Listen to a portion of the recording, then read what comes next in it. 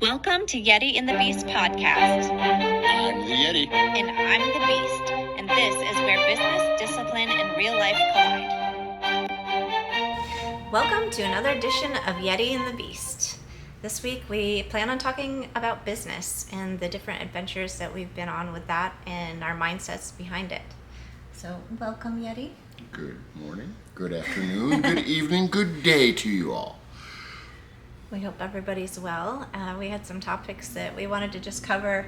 One of them being women in business and the challenges I've had to go through, and then just some of the growth and experiences that we've had as a couple, and on Jay's side also in business after coming out of the Marine Corps. So we hope you enjoy.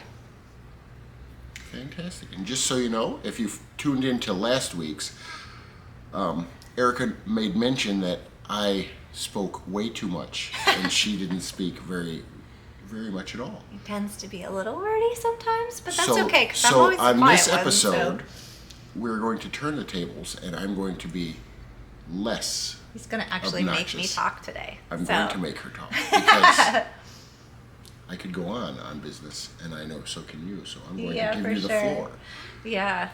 So yesterday we were having a really good conversation about business and my growth into the working world, tied in with faith and everything. So when I was first getting my bachelor's degree, we were going to a church at the time, and my kids were little-ish. They were like 10 and older, and a lot of the women were like, why are you trying to have a career? You should be home with your kids. And I'm like, no, like God really has a plan for all of us. It doesn't require your typical traditional structure that, not everybody goes by the same structure. I have a specific ask on my heart that I feel God has led me into, and part of that is being in business as not necessarily a marketplace apostle, but that's what I like to call it, where I'm out in business just shining my light for other people and helping them in whatever ventures they need in their lifetime. So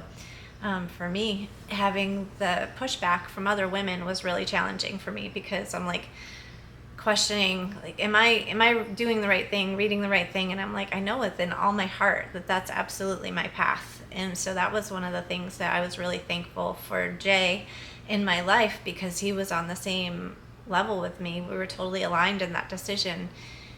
And we brought this up in our discussions last night about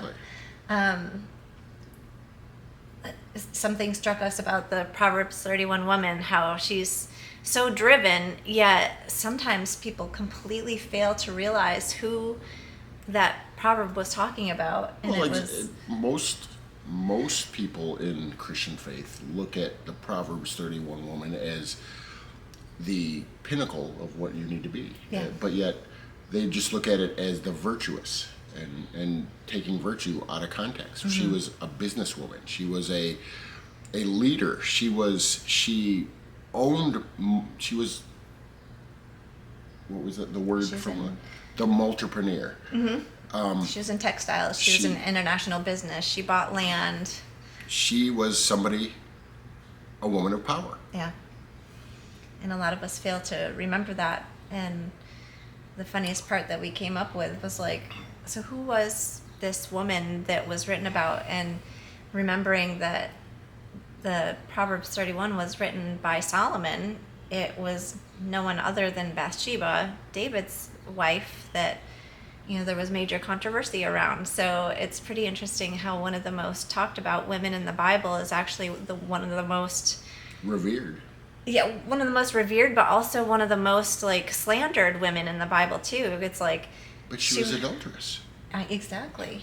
But yet she's the most virtuous and powerful woman according to Solomon. So it's really interesting to see the two different perspectives. Absolutely. It's like we have to remember.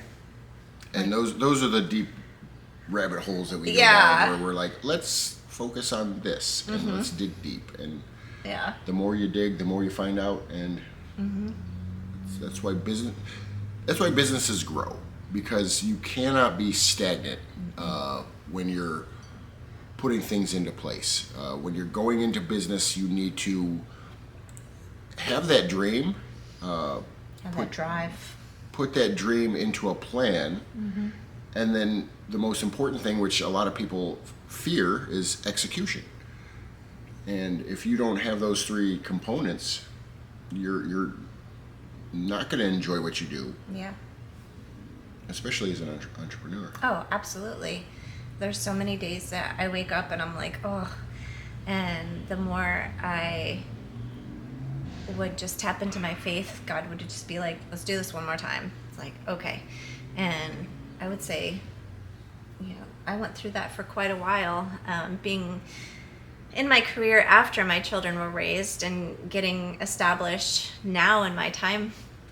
I've definitely had those moments where I feel like I'm behind, like I should have done this 20 years ago, but you know what? I got to raise my kids at home, and God has a plan. And you got to raise your kids at home while running businesses. Yeah, I was an entrepreneur when I was raising my kids.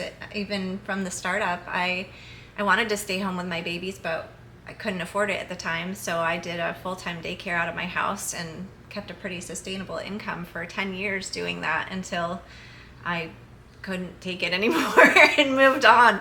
But my kids went to school and I just really missed them, and I didn't want to do that anymore. So moved on into other things, and then I started pursuing my degrees, and I'm definitely thankful, and I'm in a season now where I definitely feel like I'm thriving. I have a really great business coach, and he's helped me set up even more structure. I'm really a driven person, but he gives me more of the focused direction to help me keep going, and it's impacting our family because I'll share everything with him, and you share it, and I see it, and I implement it, and I've got so much more enjoyment out of my career and my business ventures by utilizing the things that I'm seeing Erica doing from her coaching. I think that would lead us really well too into discussing how do we stay aligned. Like, I know a lot of people wonder, like, how do you work with your spouse? Like, I would kill mine, and we've done it for 7 or 8 years now, and we started in New York, working together on a smaller level, but it wasn't until we moved down to Miami where we had the conceptual idea, but then we knew we needed a place to execute it, and so that's really a big reason why we moved to Miami. Well, it was a leap of faith. I had a client that was coming from New York to Miami. Erica was just getting into her executive protection career, and an opportunity happened down here in Miami, and we had made a plan.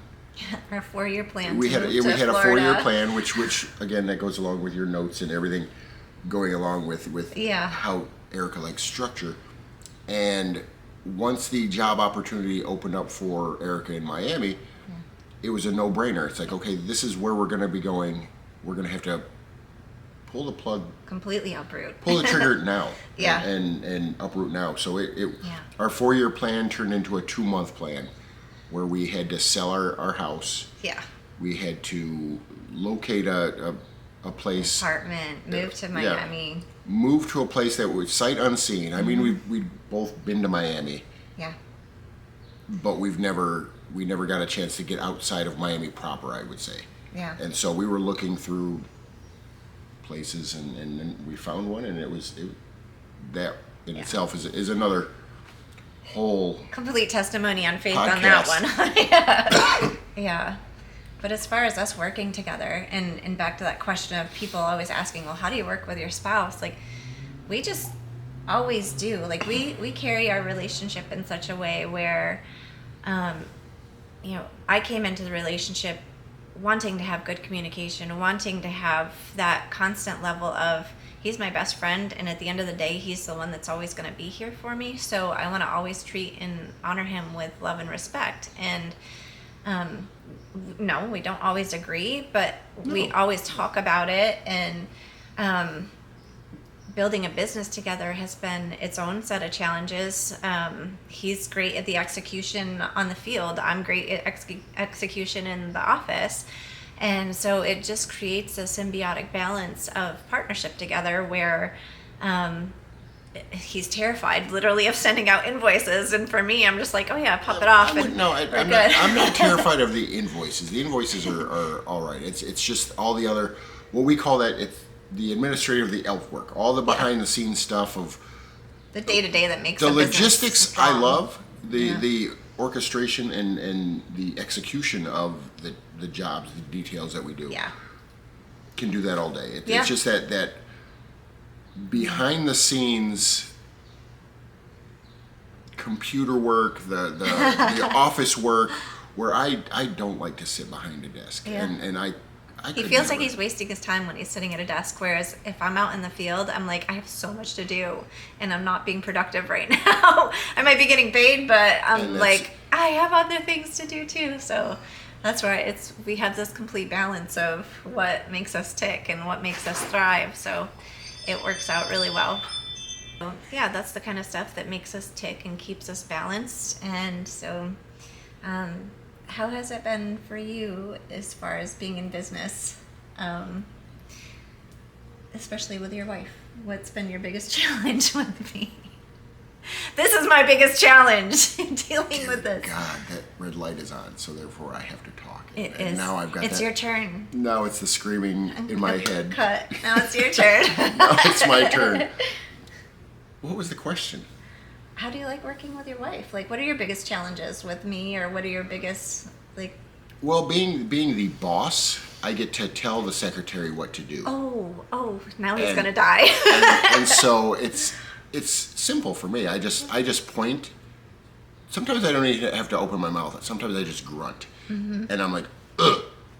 And it gets done. It's mystical almost. I'm now taking donations of duct tape and shovels and exotic plants. Thank you. Please put that into the blooper reel. That is perfect. Yeah. No, the joys of working with my wife, it's a blessing because I can come downstairs after I wake up, come down, make my first cup of coffee. Sometimes she's already working, and I give her the space. I'll look at her, the cubby from the kitchen, and I just see that glow. And she's in her element, and I get myself prepped and around, and then I go and do what I'm doing for the day. A lot of times we're parallel in what we're doing. We're doing the same thing for different organizations and for different outcomes. The real estate versus the security versus the other stuff that we dabble in. Yeah. And it's just it's a joy because I get to see not only the good times, but I get to see when she's having a down day.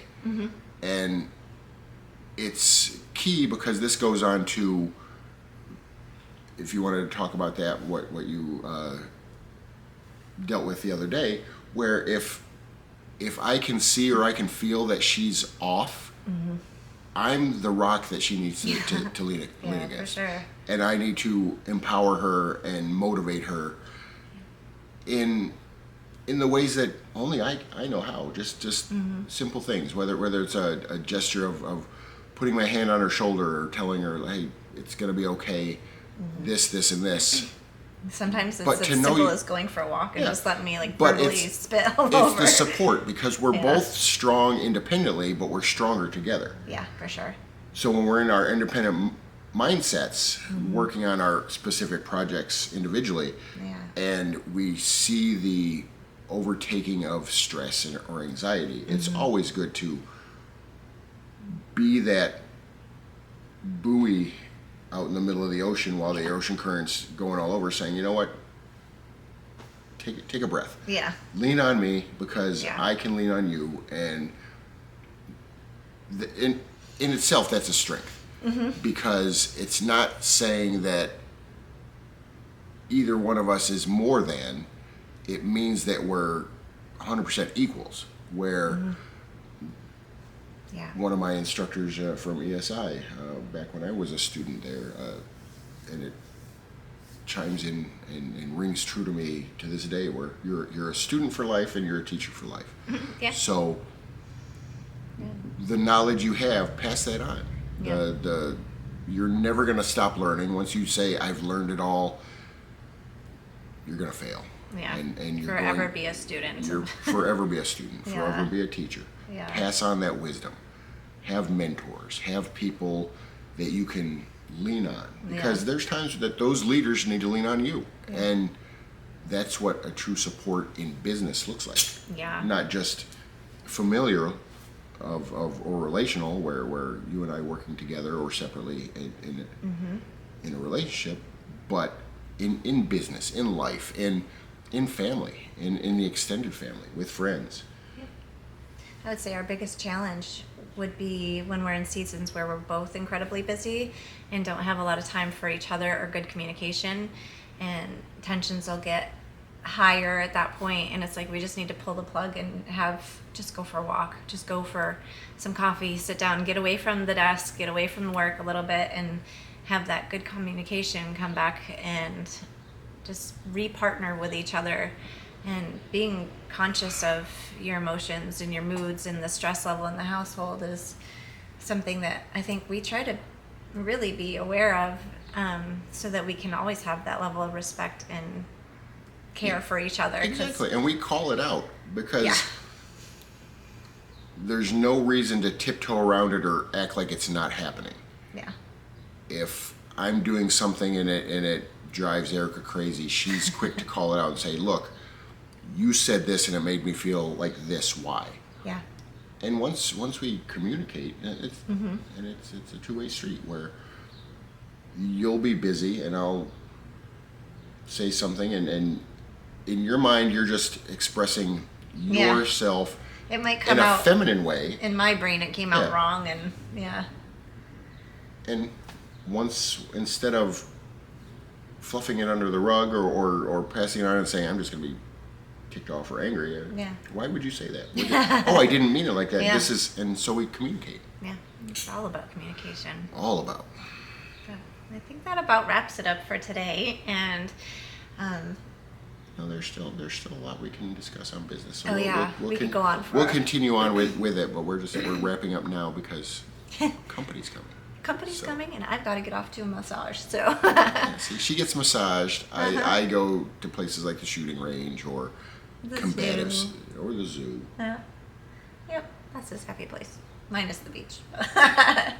But thank you for watching, and see you next time. Tune in next week when we are going to talk about. Yeah, we'll let you know.